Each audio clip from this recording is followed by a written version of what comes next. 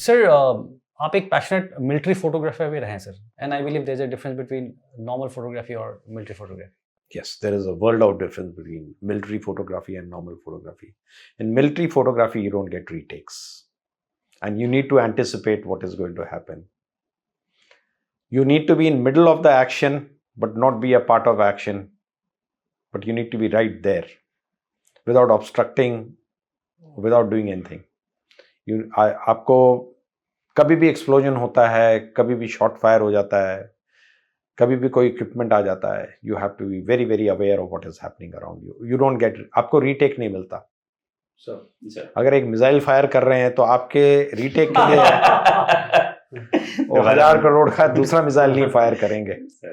ठीक है. So you have to be very very aware. You need to be physically very fit if you are doing military photography, because you need to be on your toes 24 hours.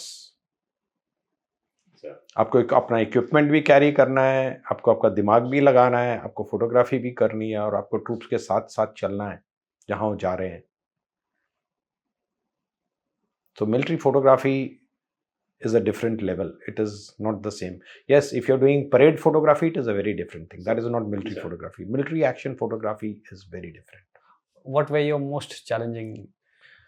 So, okay, I'll tell you my 2 or 3 very challenging experiences. Sure.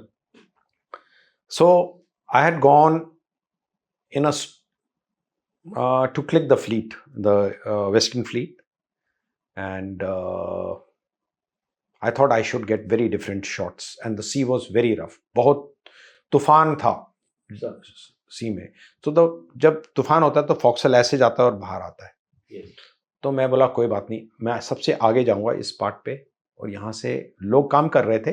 सो दे वर, उनके life jacket डाला हुआ था और रस्सी बांध के safety hooks डाली हुई थी, सेफ्टी रोप्स लगी हुई थी.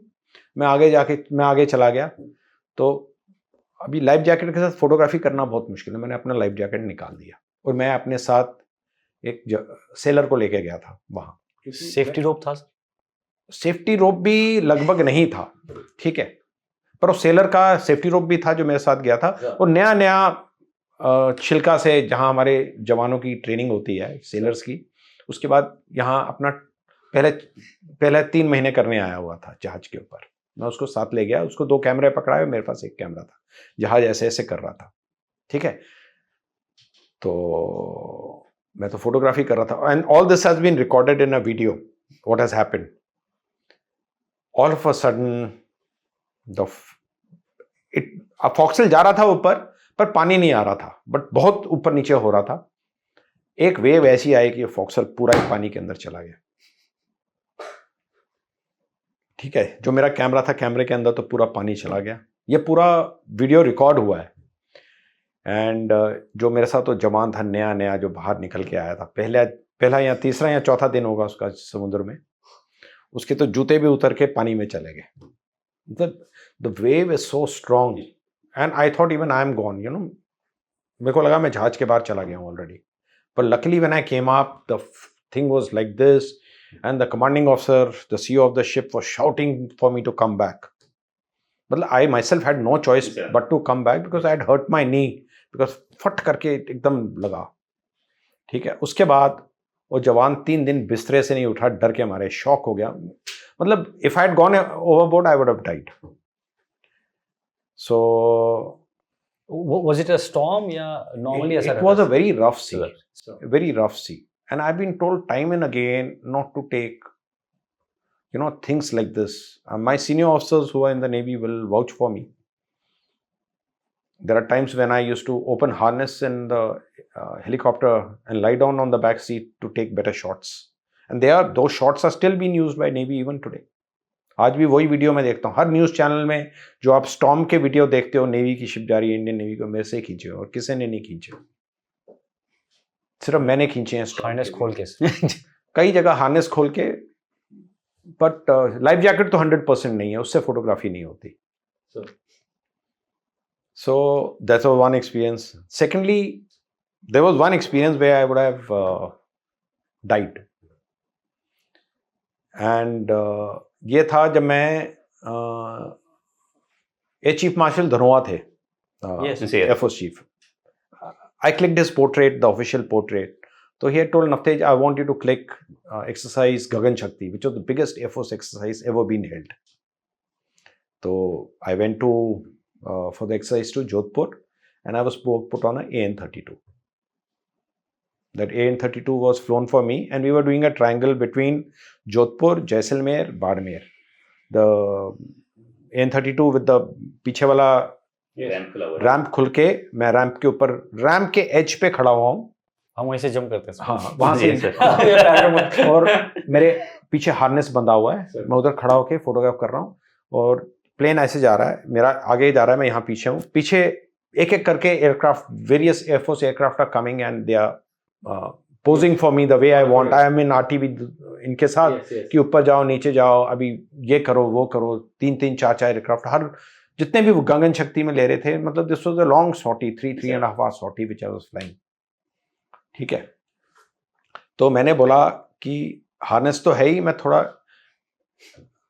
ये सीधा करके, मतलब if I go like this slightly and I click like this, मेरे को बहुत अच्छी फोटोज आएंगी. Perspective will change, you know, nobody has taken photograph like that. तो I said let me do that. Harness तो बहुत स्ट्रांग है, कोई प्रॉब्लम ही नहीं है, क्योंकि देयर इज अ हार्नेस जो पीछे हुक से बंधा होता है. ठीक है, पता नहीं मेरे दिमाग में क्या बात आई कि मैं हार्नेस एक बार चेक कर लेता हूँ. और normally I will never do it.